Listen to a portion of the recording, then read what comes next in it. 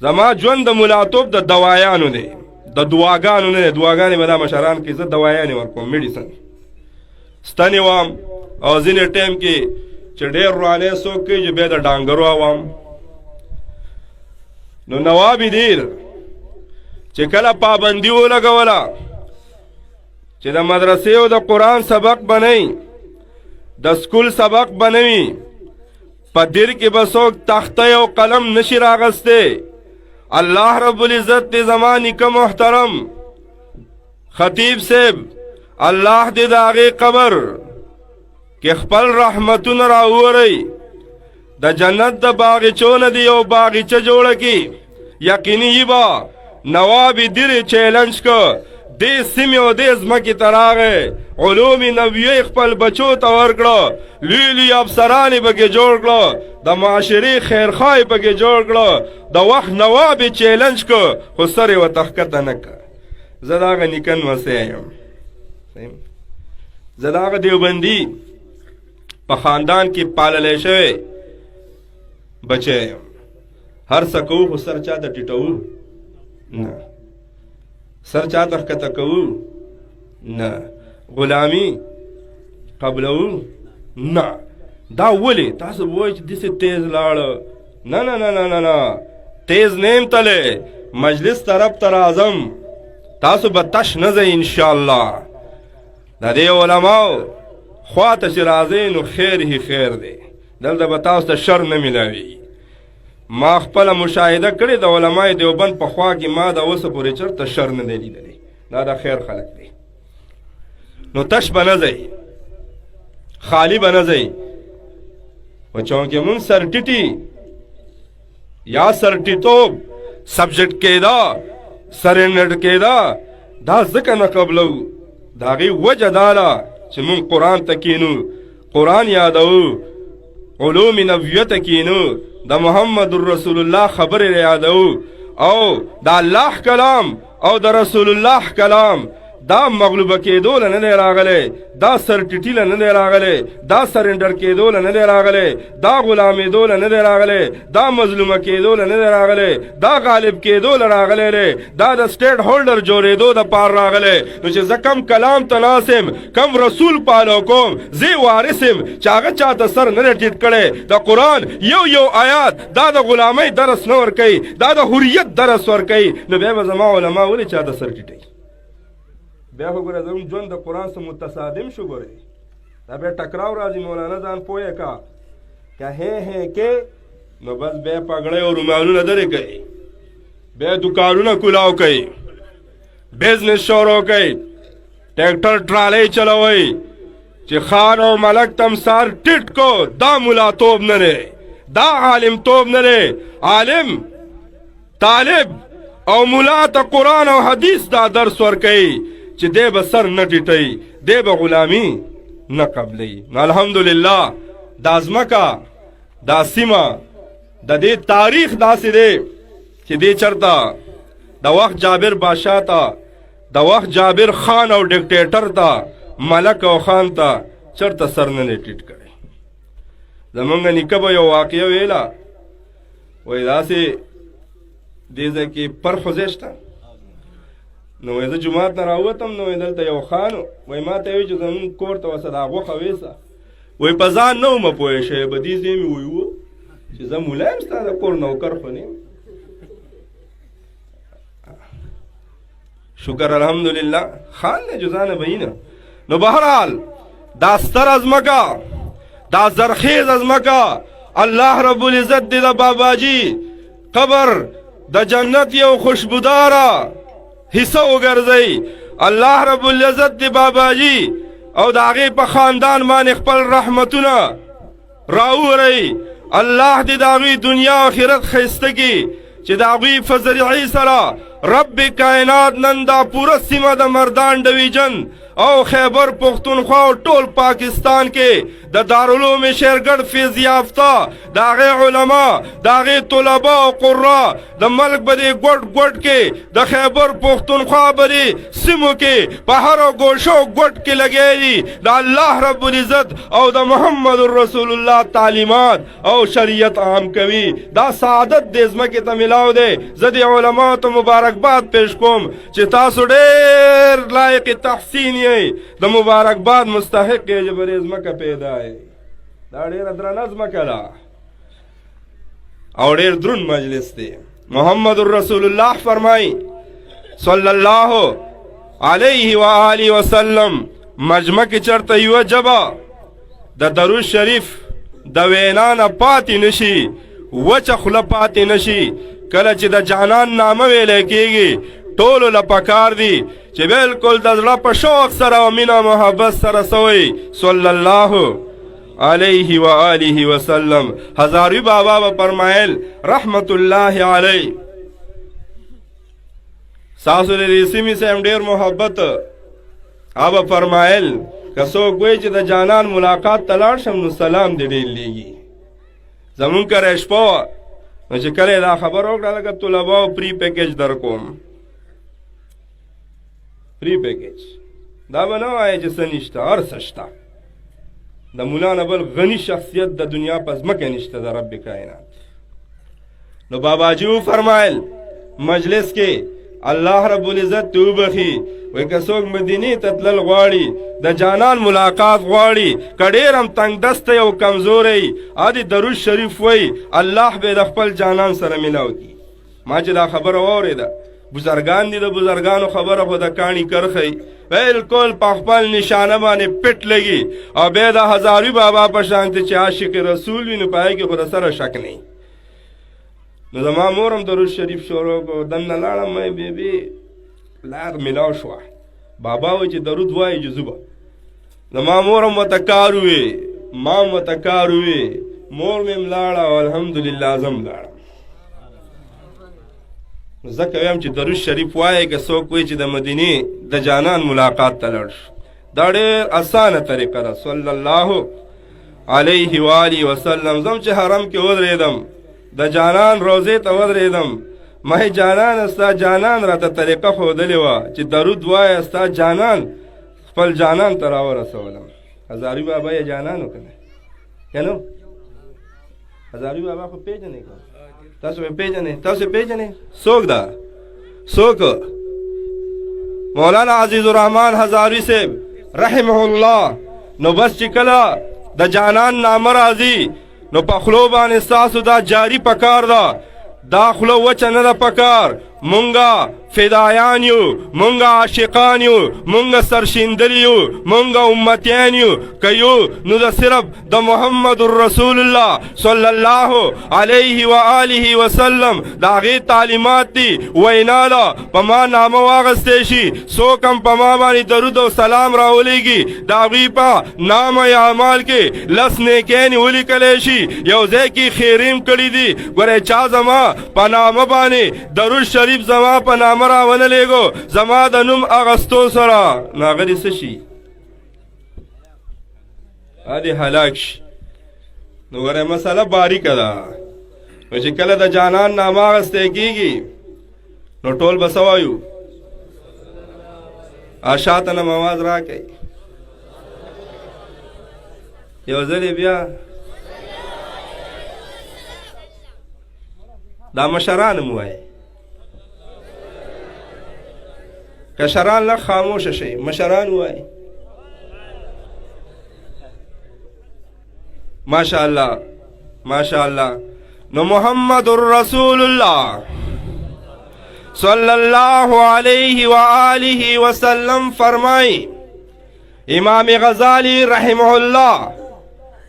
خپل کتاب احیاء العلوم فی الدین کی ذکر کړی دی چې د رب کائنات محبوب زمون د ټولو جانان آقا نامدار اول الانبیاء آخر الانبیاء خاتم الانبیاء امام الانبیاء فرمائی څوک یو دینی مجلس ته لاړ شي یو غونډې ته لاړ شي پای کې شرکت وکړي پارټیسپیشن وکړي جلسې جلوس ته لاړ شي ختمونو ته لاړ شي دستاربندۍ ته لاړ شي دغه بنده دغه امتی دغه کس کله چې د دغې مجلس نه رخصتېږي د دغې غونډې نه ځي دغه نو ډېرو او مؤمنانو مسلمانانو غوږ راته کېدی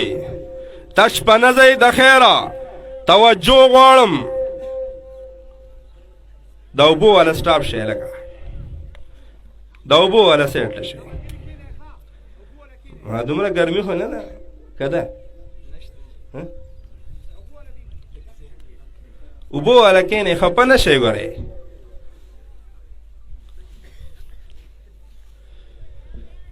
دغه نو ډېری مؤمنانو ناستو اوریدونکو ولاړو نبی کریم صلی الله علیه و آله وسلم فرمائی د دې مجلس نه د دې دعا نه بعد چې دا کم کس هم شریک شوی دی دا واپس کیږي رب کائنات د دې کس په نامه اعمال کې په هغه رجسټر کې د زرو رکعاتو نوافلو ثواب لیکي د زرو رکعاتو نوافلو ثواب او نوافل هم د امت محمدی صلی الله علیه وسلم د بل امت نه د محمد رسول الله صلی الله علیه و آله وسلم د امت د زرو رکعاتو نوافل ثواب دا چاته ملاویږي دا مونږ ته دا چاته دا تاسو ته دا اوریدونکو ته دا دغه ولاړو ته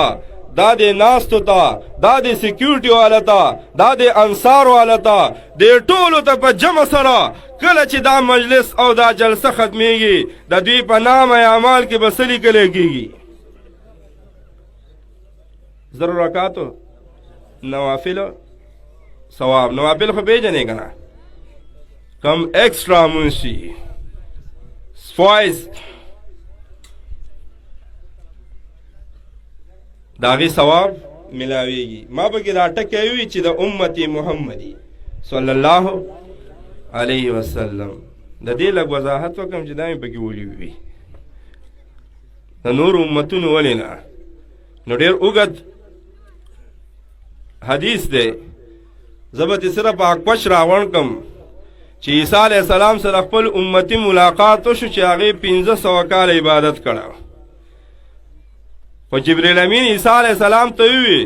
وایي ستا د امتي وایي رب وایي چې ستا د امتي 1500 کاله عبادت او د محمد رسول الله کم پیغمبر چې به آخرنی راځي د هغې د امت 2 رکعاته نفل دا ټکی مې پکې ځکه وي مولوي صاحب دغه نو ډېری مؤمنانو دا مې پکې ځکه ووي او یو بل حدیث هم ذهن ته الله رب العزت راواچو کله چې د خیبر په دې جنګ کې مال غنایم تقسیم شو سپای زعفار ورته ویلی کېږي نو یو صحابي په هغې باندې بزنس وکړو روزګار یې پې وکړو او په هغه روزګار کې کم حساب چې لګېدلی و ما سره دې وخت د کرنسۍ او د پیسو حساب وکړو د هغه پیسو حساب جوړیږي د ګټې 30 लाख روپۍ هغې ته منافع راله محمد رسول الله صلی الله علیه وسلم ته راغی وایي دومره ګټه مې کړې ده جانان ورته د مدینې وفرمیل او صحابي او زما سرشیندلیه د دې نه ته زیات ثواب ونخیم د دې نه ته زیاته ګټه ونخیم صحابي حریصو لالچینو په څه کې په دین کې په ثوابونو کې که په بل څه کې د جانان په عشق کې زه یو ټکی راولم انتها پسند او زما هم د جانان په عشق کې انتها پسند لګي زما د اخوا دې خوا نه لګي ما ته ځینې ملګري دا تهبند دی ولې تړلی دی زه یم جانان به تړه یو ځل یې ماسټک اخیستی او بازار کې وایي څوک پې وهې که مې نه چې دا به جانان ګرځاو دا خلک به وایي چې زموږ په طبیعت په چلېږي موږ به د چا په طبیعت چلېږي د الله په طبیعت او الله موږ ته څه وایي چې چا په طبیعت په کوي د نبي علیه السلام طبیعت په کوي نو موږ د مخلوق د داسې پکې ګورو نو زموږ نقطه یې مرکز چې نو څوک وي هغه خالق وي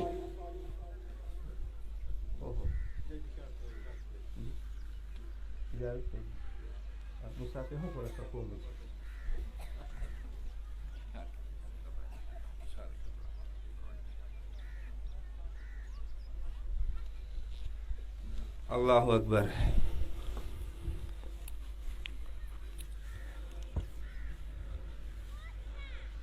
نو دغه ګټه راته ونښیم چې هغه تا ته 30 लाख نه اضافي منافع درکوي صحابي ته تپوس کوي یا رسول الله ولې نه جواب کې ورته جانان وفرمیل څوک چې د فرض مانځه نه مخکې 2 رکعاته نوافل وکړي الله رب العزت ورته هغه حساب ما پیسو ته د پاکستان راړی دی نو هغه حساب د ګټې او د ثواب جوړیږي چې به 30 लाख نه اضافي وي نو شکر دی چې مونږه د جانان امتین یو محمد رسول الله صلی اللہ علیہ وآلہ وسلم فرمائی انا حظکم من الانبیاء وانتم حظی من الامم دا خبر واری دغنو ډیری مومنانو رب کائنات محبوب فرمائی چې دا د الله یو تقسیم دی یو بہترین تقسیم دی چې د انبیاء نے زو د امت محمدیہ په حصہ کې ګرځولې ما امت محمدیہ ته الله رب العزت دا اعزاز ورکړی دی چې هغې زما په حصه کې ګرځولي دي ګنې لوی لوی پیغمبرانو دا ارمان کړی چې کاش موږ د چا امتین وې د محمد رسول الله صلی الله علیه و آله وسلم امتین وې هغه عظیم شخصیت هغه اکمل کامل پرسنالټي د دنیا په مخ ورته چې د خاتم الانبیاء تاج ورپسې راویلی کېږي ای د مردان د سیمې مؤمنانو واورئ هغه عظیم شخصیت که سر ټیټ کړی دی نو صرف قرآن ته ستا زما به دې خبره ځان پوهه کوئ به ورئ زه مختصر انداز کې زموږ مشر محترم هم راغلی دی زه به ډېر ټایم نه علم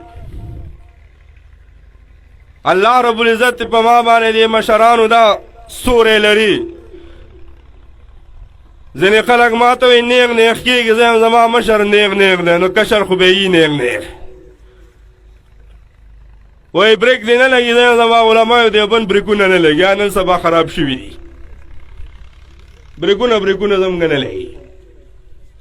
او بیا داسې په کچه سټاپونو خو د سره نه لګي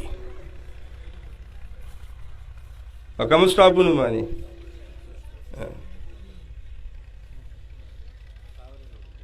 الله اکبر زه لږ وروسته به ورته راشم نو محمد رسول الله هسې جی پیر صاحب ما پسې اسلام آباد نه چټۍ راغلی وایي به دې خوله وله لاس کوي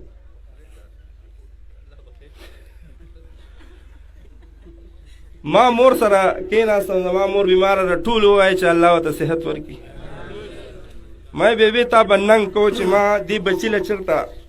بیا اودسه فی نه دي ورکړي دا به دې ویله مې نن وګوره زما پسې لوکل ډي پي او آر پي او ډي آی جي آی جي پي د خیبر پښتونخوا ایکشن نشي اخیستی مې دا مې فوټوسټیټ راوړو نن د کوټ نه زما پسې ډایرکټ زما باندې ایکشن بنیګار اخیستی نو ستا بچی واقع چې نر دی هغه سي په سوچ کې لاړم مې دلته لوکل د چا جرأت نشو کېدو انټرنیشنل بې غیرته را باندې ایکشن اخیستی دی چې په خوله وله لاس کېده د چا هغه پلار به د دیوبندي په خوله باندې لاس کېږي دا څه ګپ دی څه د دغه نیکونو چېرته په علمای دیوبند په خوله باندې لاس ښودی دی دې کړوسي ته یې ګوره او نوسي ته یې ګوره او د علمای دیوبند په خوله باندې لاس کېښودو ته ګوره نو محمد رسول الله صلی الله علیه و آله وسلم هم دې کتاب ته سر ټیټوم که زه خطا کېږم زما کابر ناست دي سرنډر و که نه ما تحت و که نه ستا د الله رب العزت دیلوی کلام ته یو وړه واقعه سوره احزاب کې راځي چې الله رب العزت ورته وایي ستا بیبیانې ډېرې دي که ستانه پکې څه کمی بیشی کېږي دې ته ویلی کېږي ایکسپشنل کیسز خیر دی که دنه کمی بیشی کېږي ولې ته زما جانان یې نور خو روټین پراسس داري بیګمات چې د چا سومي درې که څلوري که یوي یو پکې شته ښه یو هم پکې شته زه یاره بس کوشش کوم خبره راغونډه کړم یو حدیث مبارک کې پیر صاحب راځي وایي ښه سړی هغه دی چې د هغې بیګمات ډېرې مې بیا خو پکې مونږ هم لاړو یو ځای کې لګیا وم مې یو خبره د ځان پسې کوم جویسه مې نبي علیه السلام وایي چې ښه کس او هغه دی چې د هغه ښځې ډېرې زما هم یو دی زه هم ښه خو بس زه پکې خطا دا شوم سره ته خبره راغونډه کړم راغونډوم مفتي صاحب راغی ښه جي بس خبره راغونډوم زمونږ شیخ الشیخ استاد العلماء د دې ځمکې ننګ ښکلا حدیث کې راځي د ځمکې بیوټي نجوم الارض د ځانه نه لګوي چې دا ځان لپاره لګیا دي د رب کائنات محبوب فرمایي دا علما د ځمکې ستوري دي د هغه ستورو ځلېدونکي ستوری الحمدلله مجلس ته را رسېدونکی دی ما ته هدایت دا میلاو شو چې خبره راغونډوه نو کوم ځای کې روان ومه راته وایه نو یو ځای کې وته زما په خیال یخ نه غرمو زما په خیال ښه سس کړی راته روحاني خبرې چې کېږي روحانیت ګرمېږي خو شکر دی چې زه به نه خو زموږ بدنونه سستېږي نو ما دا خبره کوله چې رب کائنات خپل محبوب ته وایي بیګمات دې ګنډي خیر دی که کمی بیشی کېږي د هغې په حقوقو کې حالانکه حدیث مبارک دی چا په دې حقونو کې کمی ورکو دا به پیرالایز پاسي دا به شل پاسي د قیامت په ورځ باندې خو رب کائنات محبوب ته هغه ایکسپشنل کیسز په روټین باندې هغې ته لار ورکوي خیر دی که ته کمی بیشی کې څه مسله نشته خو محبوب خدا محمد رسول الله صلی الله علیه وسلم بیا هم څوک یو سکند نشي ثابتولی چې کمی کړی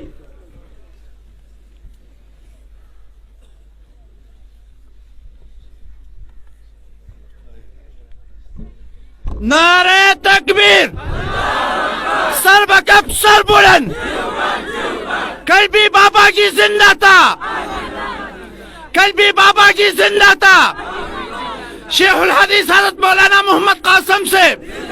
शेखुल हदीस हज़रत मौलाना मोहम्मद कासिम से जज़ाकुमुल्लाह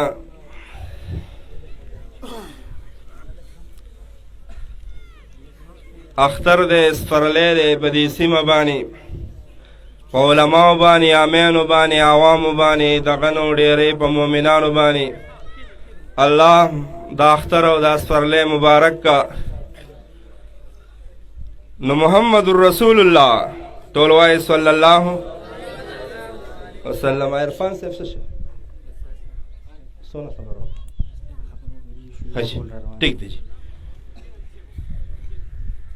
وی کچ وایا نو محمد رسول الله صلی الله علیه وسلم هم دی کتاب تسو سرنڈرو سبجیکٹو ما تحتو نن هم دا کلام موتا تا پیغام را کئی آغا جلیل القدر پیغمبر آخر الانبیاء امام الانبیاء اول الانبیاء خاتم الانبیاء چرا دی کتاب ما تحت جون تیر کرے دا دی دا قوانو پا دائرہ کی دننا دا غی 23 سالہ زندگی تیر شویلا چا اللہ رب العزت ورطا ٹیم پا ٹیم میلی دے خیر دے کتب پی نہ چلے گے خیر دے کتب پی نہ چلے گے بیا ہم محمد رسول اللہ صلی اللہ علیہ وسلم پا 23 سالہ زندگی کے داسی یو سکنڈ نشتا چپائی کی دا قرآن دا یو آیات نا دا یو قانون نا چرتا پا سائڈ بانی تلیوی الحمدللہ سیرت نبیو گو رئی دا محمد رسول اللہ جون چیو گو رئی دا غی سیرت چیو گو رئی 23 سالہ زندگی دا قرآن ما تحت تیرا گڑی دا نو نن ما تا ته پیغام راکوي چې زما ستا د انفرادي او اجتماعي ژوند، د مملکتي ژوند، د کورني ژوند، د خانداني ژوند، د دې دپاره به ضابطه او قانون سوي. دې خوا ما ته توجه کوئ، قانون او ضابطه به سوي. قرآن د الله کلام، د هغې قوانین، دا به زما ستا د ژوند صحیح طریقه وي. تاسو ما ته داسې ګورئ لکه به دې خبره نه پوهېږئ. پوهېږئ په خبره؟ ناسته پاسته ولاړه بزنس، تله راتله، کېناسته پاسېده، د ژوند هره شعبه، نیشنل انټرنیشنل، هر قسمه معاملات دا به رسم مطابق وي. خلیفه هارون رشید امام مالک رحمه الله ته راغی، یاره جوی دا موتی مالک چې ستا دا کم کتاب او تصنیف دی دا زه غواړم چې سرکاري دفاترو کې رایج کم. امام مالک رحمه الله ورته جواب کې فرمایل کله چې د الله کلام موجود وي بیا بل کتاب سرکاري قانون نشي جوړی دی. بل قانون د گورنمنٹ حصہ توجه غواړم. د دې ملګرو توجه لکه ګډه وډه ده. زه به خبره ختمه کړم بیا به ځم. ښه جي اهم طرف ته روان یم. تبرکات په خپل ځای، برکات په خپل ځای، فضائل په خپل ځای، د هغې نه څوک انکار نه کوي. دا سیکنډري یوز دي، پرایمري یوز. د قرآن اولنۍ مطالبه، اولنۍ تقاضا، اولنۍ خبره هغه هم دا ده all kind of supremacy and sovereignty go to Allah Almighty in الحکم الا لله. ستا د ژوند په هره شعبه کې، په هره معامله کې که قانون چلیږي د رب کائنات په چلیږي. که ستا ژوند دی، که ستا زوی دی، که ستا خور ده، که ستا مور ده، که ستا ترور ده، که ستا دفتر دی، که ستا حکومت دی، که ستا هر قسمه انسټیټیوشن او شعبه ده چلیږي. په ارټیکل B1 کې هم دا لیکلي دي، زما د وطن په قانون کې هم دا لیکلي دي چې د هغې دپاره به ضابطه او قانون کوي. نه به صحیح د الله رب العزت کلام، د الله رب العزت قرآن. نو زمونږ د اولنۍ مطالبه د قرآن سره د دې نفاس. او زه ډېر په درمندۍ سره د آخرنۍ خبره کوم. مشران مې راغلي هغو به اورو چې نن زمونږ په وطن کې، زما او ستا په کور کې، زما او ستا په خاندان کې کم مغلوبه نظام دی. د علماو نه م پکې رای غواړم چې صحیح ویم که نه. کم مغلوبه نظام دی، کم مظلومه سیسټم دی، هغه د چا دی؟ د قرآن دی. مظلومه دی که نه؟ غلام دی مولانا صاحب که نه؟ هسې وایي که نه سر خوړه قوه دی بنده زه څومره زور لګو. مظلومه نه دی. زموږ په کورونو کې قرآن شته، زموږ په وطن کې قرآن شته، نو مظلومه نور څه ته وایي؟ انصارالاسلام والا بابا زموږ په کور کې شته، په انګور کې شته، په لور کې شته، په خور کې شته، په مور کې شته، او نن پکې لا 13 ویلنټاین دی. ما ډېر لکې سو خو بهرحال مظلوم مغلوب که زما په وطن کې او زما او ستا په کور کې دی نو هغه قرآن دی. مولانا ابوالکلام آزاد رحمه الله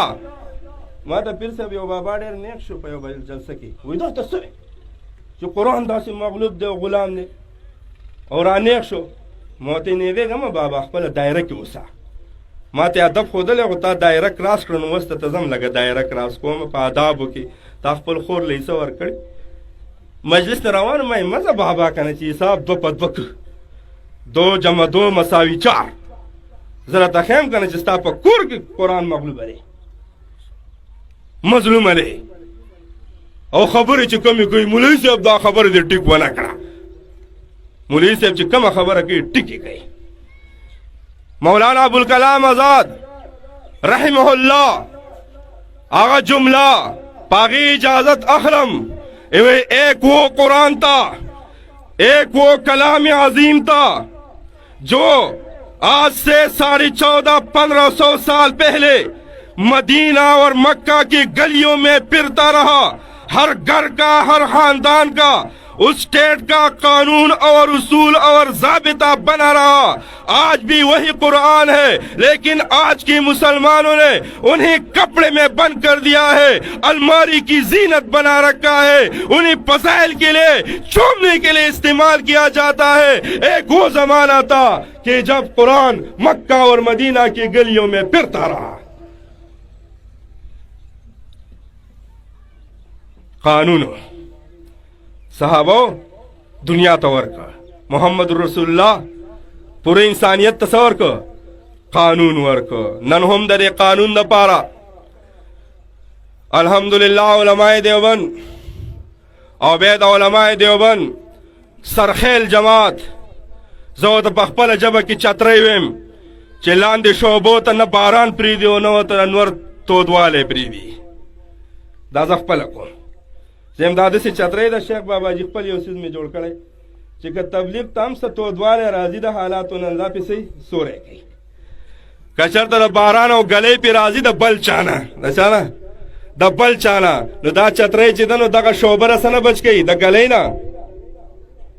द बारान द खतरनाक शेवो ने सोक बच गई द जमीयत द चतरे और जतास तवेम जाक्सर जगुन तलाशम वस पे गिना नवी खबर दा मख बेवी मुफ्ती नदीम से बन नाराजी वस पे कोई दा दिर मुलाबम नाराजी वस वो पे सवई नुज चलता तपोस का मजे में यार माता दालार चाव आरगड़ा यार जुई जमीयत वालो नु महीने ताजा को जकवेम कना چې دا په مدارس باندې یو بهترینه چترۍ ده دا د علماو د بچ کولو د تپش نه د خطرناکو حالاتو نه پروټیکشن ورکوونکې دا هغه جماعت دی چې دا په خپل کارکون باندې په وارث انبیا باندې څه مشکل نفریدي نو دغه مشران په دې سیمه باندې الحمدلله زرخیزه سیمه ده د دغه قرآن د نفاذ دپاره دا علما په هر میدان کې لګېدي د دوی سره کلک په شا باندې ودرېږئ د قرآن د نفاذ دپاره انفرادي طورم اجتماعي طورم ځکه چې ځمکه د الله ده وجود هم د الله دی زما استاد هر څه د الله دي نظام به پکې هم د الله وي طریقه به پکې هم د الله وي د دغې طریقې د نفاذ دپاره زما د اکابر دا ولول پګړې والا لګېري اے د غنو ډېرې سیمې اے مضبوطو مؤمنانو په دین باندې سرشیندلو مؤمنانو د دې مشرانو سره خکلک ودرېږئ دا ستاسو هغه جدوجهد دی دیني فریضه ده الله به تپوس کوي زما په ځمکه د نفاذ دپاره م څه کړي دي که نه انشاءالله په دنګې غړۍ به د الله مخې له ورځئ چې او مونږ انفرادي اعمال هم کړي عبادات هم کړي اجتماعیت باندې ستا د دین د نفاذ دپاره ستا د نائبینو د محمد رسول الله د ورثه په شا باندې ولاړو انشاءالله الله رب العزت موږ ته بدی عظیم خدمت کی د عیسی چلو توفیق راکړي الله دې مشرانو نه دین په مختلفو شعبو کې هلې ځلې په خپل دربار کې قبول کی الله دې ادارې ته مزید ترقی ورکړي دا طلبا دا چې د چا د کورنۍ دي هغو ته مبارکباد پیش کوم انشاءالله دا د مستقبل پیشوایان دي مفسرین دي مدققین دي محققین دي د دین رڼا خورونکي دي انشاءالله د تورې تیارې ختمونکي والا دا ګلان دي الله رب العزت د دوی په علم و عمل کې برکت واچوي ما چې څه وي تاسو چې څه واورېدو رب کائنات موږ ته په دې باندې د عمل کولو توفیق راکړي واخر دعوانا ان الحمد لله رب العالمین